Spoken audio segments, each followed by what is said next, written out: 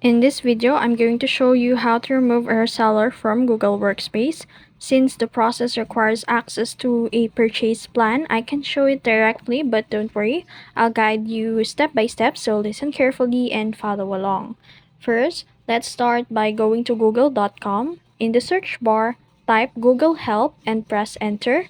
From the result, click the official Google Help link to the Access Help Center, and then once inside the Help Center, use the search bar at the top and type how to remove a reseller.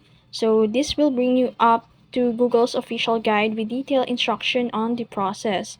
And here's a quick overview of the steps to remove reseller from Google Workspace.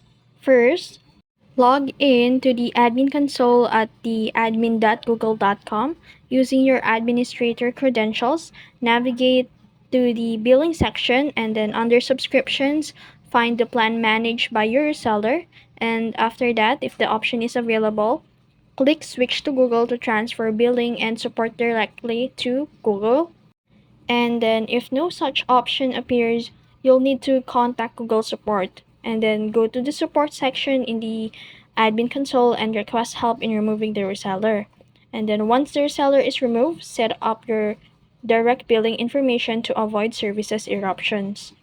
And that's it. That's how to remove a reseller from Google Workspace. I hope this guide helps. If you found this video helpful, don't forget to like, share, and subscribe to the YouTube channel.